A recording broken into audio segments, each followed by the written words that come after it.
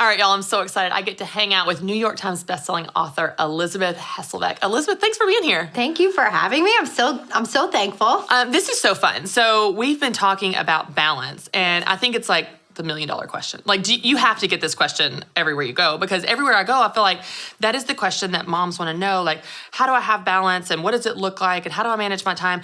And you have such a cool story. You have had really cool experiences. You have been on Survivor. You have been on The View. You have been on Fox and Friends. You've done all the things. Now you're chief breakfast officer with your kids. Yes. Tell me a little bit about what has this looked like in your life? Maybe through different seasons. Maybe it's changed. Sure. Tell me about kind of how you navigate that. Well, I love that word seasons, because I think as women, I think men too, I don't think we give oftentimes enough credit to the men who are actually trying to crank out as much balance in their lives as possible. They're asked to coach and cook and be there and carpool and run a business be as a partner, well. So we're all just, like Tim and I look at each other, I'm like, okay, this is our game plan for today. Yeah, we're a team. We got this. We've had seasons where he's high-powered in his work, and I'm trying to fill in the blanks, and the reverse of that has been true. And I think having had a few years now off of, the high-speed working and, news broadcasting, to write, to create some things, to work in small business areas has been nice. And that chief breakfast officer title was taking up all the room, and still has its place in the morning. But I think, I think for me as a woman, it's like, what do I have room for now? What does my day look like? What does my week look like? And overall, the balance doesn't really come in a day or a week or a month or in that year. It's kind of like in a course of a lifetime. Yeah. And so I think you're called into things like in certain seasons where, I knew I was missing breakfast so much with the kids. I was briefing the world on everything from the Middle East to presidential elections to local news. And then the last thing I was briefed on in each day was, what was going on with my own children. And so I get home, I'm like, Tim, I just miss starting the kids' day. And that was in that season, it was a mismatch for me. Yeah. It wasn't that being at work was wrong. Right. I think when you have little eyes looking at you and you have a fire under you to do what God's calling you to do, that's a good thing. We're called to use our gifts well and accelerate into them. I just think what's powering it has got to be, by the grace of God, His Spirit moving you into that and you surrendering in that. But I think in seasons, I've never really found balance. Yeah. I always feel a little off. Yeah. Even with our kids, it's like, how do you balance 3 children and their activities? I'm like,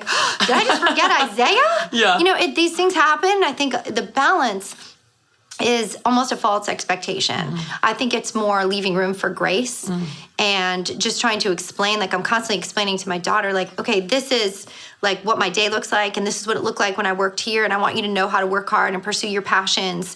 And the more that you can really figure out what you're passionate about, you may be able to work that around your day. For me, time is my currency. What time would I be able to get back to get them from school? Can I work something into that area? And I do think being vocal and upfront about where you can really accelerate and work, if you have the opportunity, can be key. But a lot of times you don't. Your work day's set. Yeah. I actually find during our present time now, when we're working at home, everyone's like, this would be a dream, but it's like everyone's asking me for a snack and I'm on Zoom. And then I'm bothering them on their Zooms. But I don't know that balance is truly possible within those short confines of that, calendar day or month. I think you kind of look at it and say, okay, where am I needed? You kind of go to the thing that's absolutely needing you first.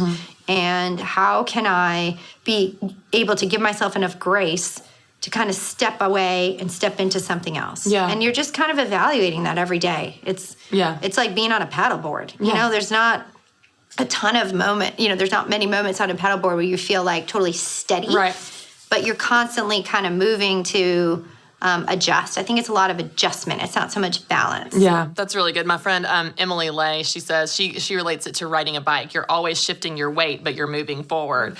And I think one of the things that's hard with this idea of balance is we don't really define what it means. We don't define success. What is it? And so it's always haunting us that we're out of balance. We don't even know what success looks like. I tell people all the time, I was like, for me, life balance isn't doing everything for an equal amount of time. It's not this 15 minutes here, 15 minutes. I was like, it's doing the right things at the right time and knowing what that is in that season. And so tell me, for you, when you've gone through seasons where you are all in, high power, how you allow yourself that grace to be present and go, you know what, there's purpose in this season, that this is what I'm focusing on. And then in the other seasons, when you're home, finding purpose in that, when you feel like I'm just doing laundry and I'm getting snacks, how do I feel purpose here? Because I think that's one of the struggles is it seems like in any season, we're always focused on what we're not doing. We're focused on what we're missing out on, so we feel guilty, but there's purpose in what we're doing right then. So how have you managed that with such a variety of things you've done? We create this like FOMO in our days on our own, beings. It's like, I should be doing this. Like we create our own self FOMO. It's like that's never going to produce joy, because what it is fear, right? It's fear that I'm not somewhere else when I'm somewhere. And I think if God has purpose in your placement, then it is our calling, and it's actually obedient to put and inject a sense of purpose back into exactly where we're placed. That's right? good. And so you have to have, I think, a passion. Decide to have passion for what you're doing. Decide in that moment that if God has me here right now, placed right here, and I have said, yes, this is where I'm going to be, then I'm going to decide to have passion for it if it doesn't already exist. That's good. Innately. And I think you can do that. I think you can find something to be passionate about in what you're doing in the moment. Like laundry. I'm really bad at laundry. You know that little thing we see on Instagram? Passionate about laundry? Tell me. It's like takes 30 minutes to wash, 45 to dry, and like a week to fold and put away. At least. Like whoever wrote that on Instagram, I'm like, you're my best friend. Yes. I'm like, why do we even have drawers? What's the point? Just piles. Laundry basket Clean pile, dirty pile. I'm not good at it. I'm always feeling like I should be doing something else, until I decided one day I was literally going to just like pack up hugs. Yeah. Like I'm just going to, every time is like a hug and a little prayer over each child. Yeah. And it used to be like little onesies. Yeah. Those are so easy to fold. Now it's like long. Dry fit, first of all, dry fit shouldn't even be allowed to be folded.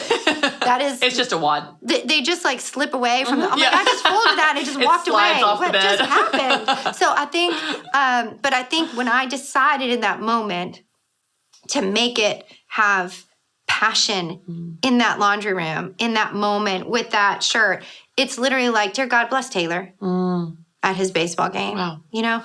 Dear God, be with Grace as she's in school. That is beautiful. And then before you know it, you're like, am I out of shirts? Yeah.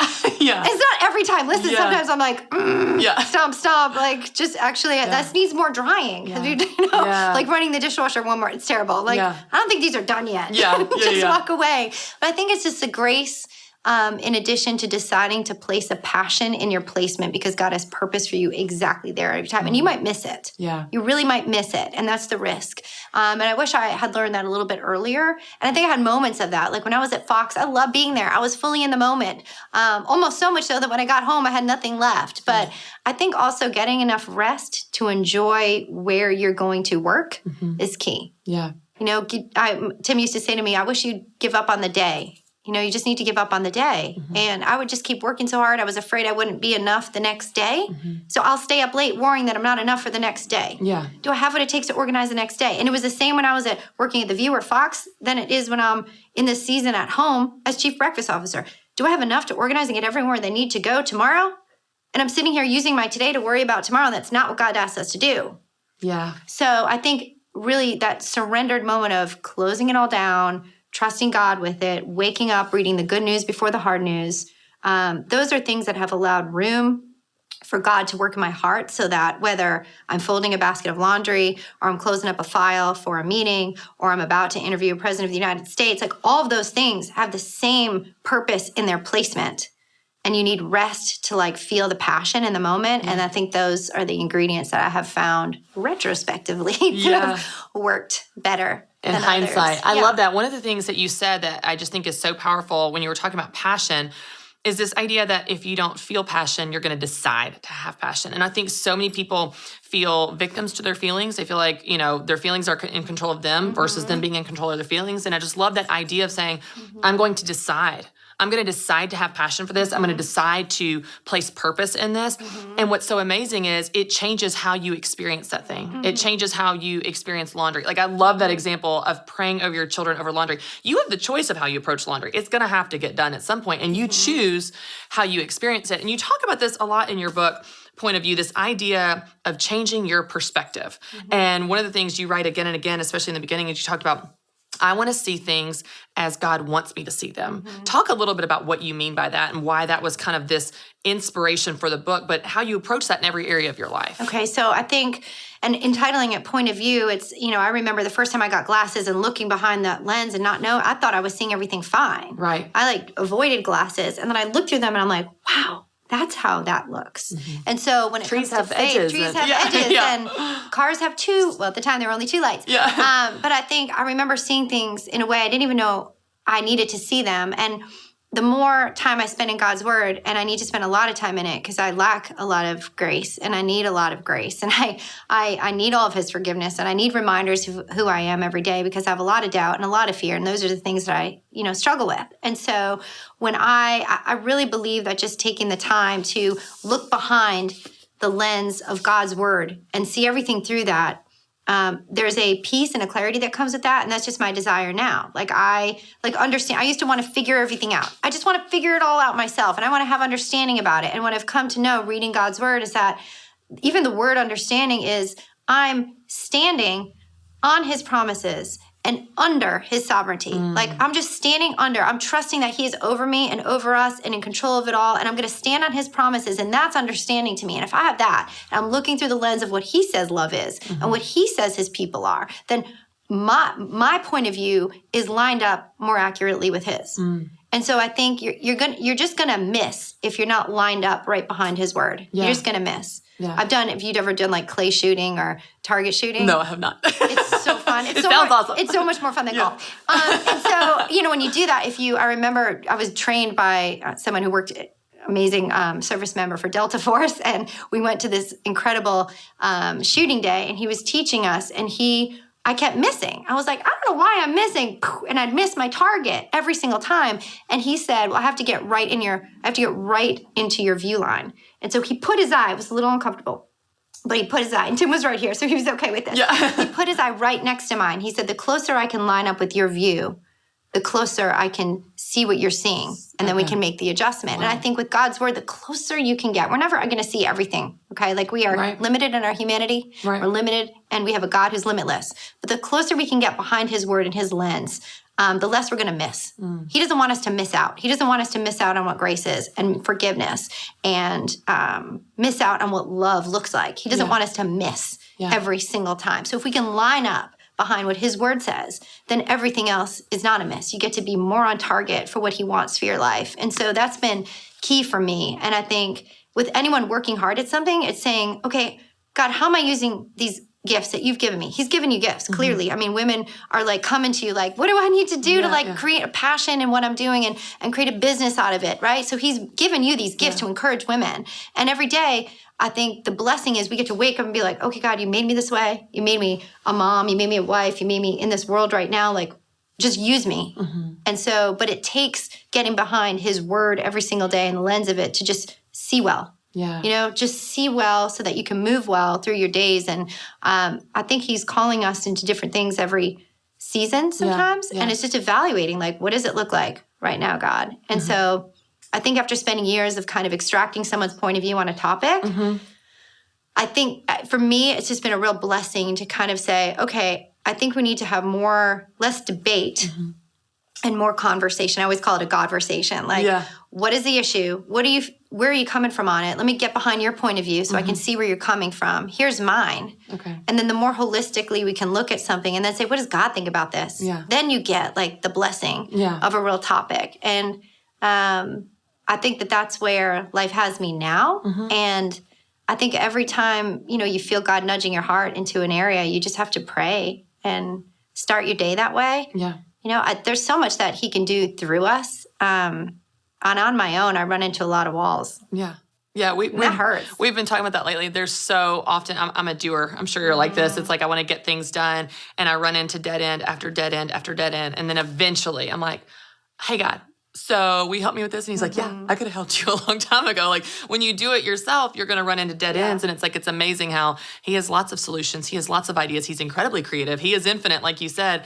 But so often our go-to is to do it ourselves. On our own power. Yeah, I know. We're what can I do? What more can I do? Why am I exhausted? And the answer is, have you given this to him? Yeah. I think sometimes too, failure is a hard thing, right? I've been fired before, right? So that hurts. And it's a really hard moment in pride. But I think understanding that God's provision in that and deepening your dependence on him is so good. Yeah. He's going to make good on that. He's going to bless you in it. And it's okay to sit in that moment of failure and just ask, like, what's next, God? And where do you want to grow my heart in this? Yeah. Like, if it took this to have me even more dependent on you and more on my knees than I have been in the past, then I say thank you. Yeah. And so I think just taking those as opportunities, even those failure moments as opportunity, have been really key for me. And I think I probably learned the most about what I'm not in the moments of failure and how much I need from him. Yeah. Which is a lot Yeah. in all, Yeah. in those moments. And I think women, I mean, there's so many multitaskers out there. Yeah. I can be a starter. I'm like starting 10 projects at once. Yeah, same. Yeah. So Yeah. I think it's just kind of sometimes it's okay to slow down enough to let him guide a little bit more than our steps are like running. Yeah, it's full amazing throttle. how I've noticed in my life between the mountaintop seasons and the valleys, we all want the mountaintops. We want the like, everything's going great, I'm looking good, feeling good, success, everything's just going perfectly. But I'm the closest to God in the valley. I'm the most desperate in the valley. I'm the most on my knees in the valley. And it's like, that's where I see him I'm aware of my need so much more in the valley. So I'm curious when you talk about point of view, and I know you have had amazing interviews and amazing experiences, and you have worked with some of the most incredible people outside the relational aspect of your job, internally, just with you in your relationship with God. I'm curious, how do you balance this idea of, I want to see things as God sees them, as God wants me to see them, see myself as he sees me, as loved, as cherished, all of the grace in the world, and at the same time, grow into who he wants me to be, step in, work on my blind spots, confess when I've screwed up, or what does that look like? We were just talking this morning even about the verse, the speck and plank. Why do we look? Because I think a lot of times all of us can be guilty of, I need to fix them. And if they could only, but it's like God asks us to work on ourselves. So what does that look like for you of balancing the grace and living in his love, and also really kind of leaning into the hard parts of where he wants you to grow or challenge you, like you said, being aware of your need. And what does that look like? Because I think that can be hard to balance that. I think it's hard. You're talking about the speck and the plank. We had a great message this week in church. Kevin Queen spoke on it as well. And he said, it's actually tossed to Annie Downs, who's a dear friend. She's awesome. And she said this great thing. She said it's really based in fear. Like when you're focused on the speck, it's based on fear. So it's a fear of something and identifying, like, why am I so worried about that fault elsewhere? Why am I picking on my child about this? Why am I? And God will reveal it to you because it doesn't feel great. Yeah. It just doesn't feel great after. Yeah. It's like sneaking that thing that you weren't supposed to have, and then all of a sudden you're like, oh. Yeah. When you're little, like my mom told me I shouldn't hate all the chocolate cake. And then I think that speck and plank metaphor really speaks to the fear we have. Like, why am I so apt to correct that? What am I worried about? What am I afraid of? And really just kind of sitting honestly and being like, am I afraid that if I don't correct in that moment, then I get a fear forever sometimes? Like if I don't say, don't chew with your mouth closed, and forever and ever you're going to chew with your mouth open, you're going to be that person at the so embarrassing. Yeah. Right. Or am I so afraid that you'll be that person without manners? Am I so afraid that someone might think something that's not true of you? Yeah. Is that the ultimate fear? And so identifying the fear, I think, is key in that stopping of trying to remove, that speck when you've got the plank in your own. And I think for me, I really just think the challenge of being really honest with yourself is just a simple prayer for me. It's like, God, reveal to me. I don't even want to see it, but just reveal to me what I need to work on. Yeah. I think this time of quarantine and COVID and, unsettling and just hard, gut-wrenching sadness in the world that we're in right now, and pain, I think has been, a situation where the pressure of it all, as our pastor would say, like reveals the fractures. Yeah. And so the things that you're really holding on too tight to come closely to mind. Like you're like, ooh, I didn't realize I really needed that, or I really wanted that, or I'm uncomfortable in this situation now. I think those times are so precious. And I've actually loved the time of just walking our kids through all of this challenge. I mean, they've faced more. They're going to have eyes like my great grandmother did and my grandmother did, where they're going to have story eyes that said, we have been through something. That's right. And God has brought us through it. And we learned a lot about resiliency in this time, and what love can really look like.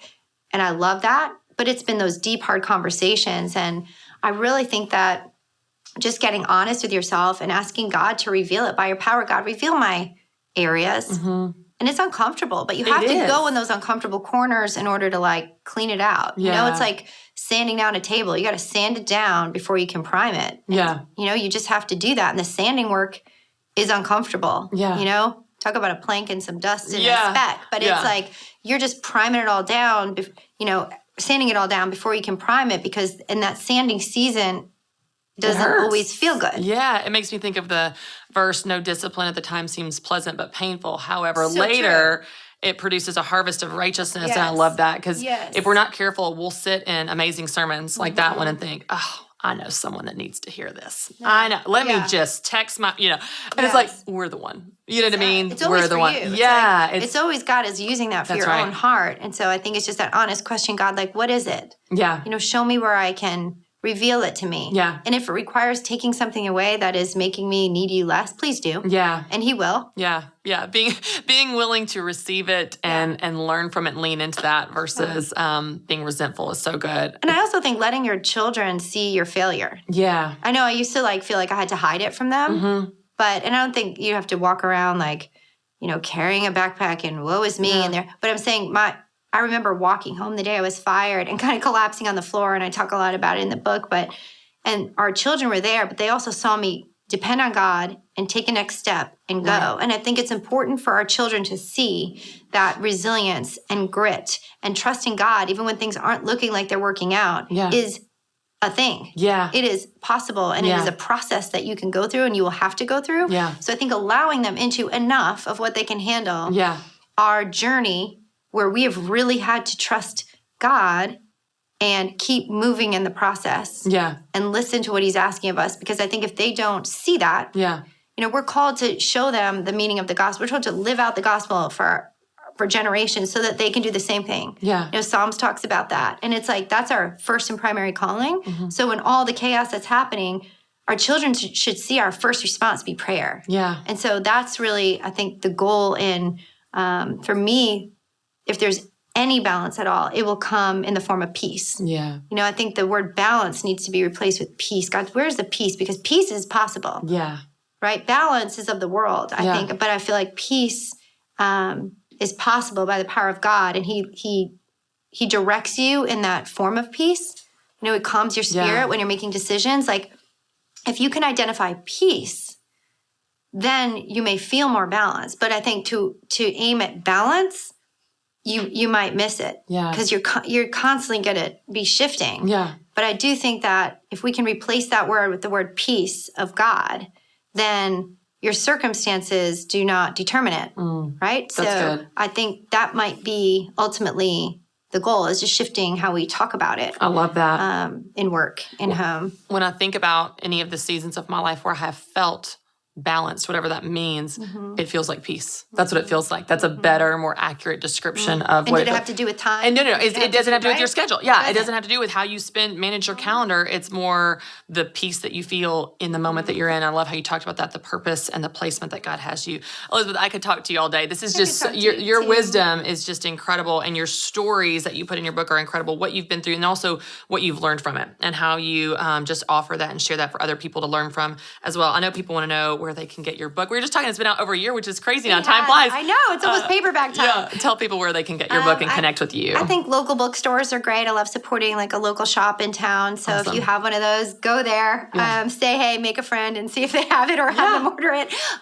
Probably Amazon, Barnes & Noble, or all the normal outlets where you can find it, I guess. But I'm just thankful. God's been really good. He's always teaching me, and I just really want to be obedient in my days. That's the goal. And you're going to get to be at Business Boutique this year. I'm so excited. So this is your first time with us. Yes, okay, tell me about it. It's first of all, it's business, but it's like a really fun take on business. So we're going to get to tell your story. Tell us a little bit about just, you know, what is kind of the main thing you want to make sure that these women take away from the conference, from your session? I think from our session, I'm hoping to learn more than I actually teach. I'm actually hoping to hear some great stories from women like yourself, and who might just have questions conversations about even shifting gears in career, because Yeah. I really believe that we're wired to be smart, resilient, learning, creative beings, right? So you can step into something new. So I'm hoping to just encourage women, if you've done one thing, it's possible to make a shift. Yeah. And also understand that it's okay to have certain seasons in acceleration mode in your life and others, and also who to surround yourself with, because I think you really need a sisterhood and a brotherhood of those in the business world with you that can hold your arms up when you're having some tough days and counsel you wisely as you make these big decisions. It's a big deal to be starting a business, being a part of one, and I think feels lonely. It can feel lonely. So I think really having trusting relationships, but also being willing to always learn something new. I've never been qualified for any job that I've had. I've learned all the skills on the job. Yes. That's Preach. very scary. Oh, it's so good. But that's the most exciting part, because if you go in with everything you have already, then you're not challenged. Yeah. No, What's the point? there's no room for growth. So I love the growth opportunity, even in slight shifts in career. Yeah. And I think now's the time where that's so possible. So I'm really hoping to learn so much from these women, hear their stories, and also encourage them that if there's a new avenue that's on the horizon, to not let fear stop them. Yeah. That's so good. It's amazing how many women are scared to start something because they're like, what if this isn't the forever thing? It's like, it doesn't have to be the forever thing. It could be the right now thing. And then in 5 years, God opens a new door, you've got a new season. So that encouragement and that permission is going to be a huge takeaway. Well, I'm so excited you're going to be there. I will see you, and y'all get to see her in October. Me. Yeah, thanks for being here. I'll look forward to it, Christy. Thanks.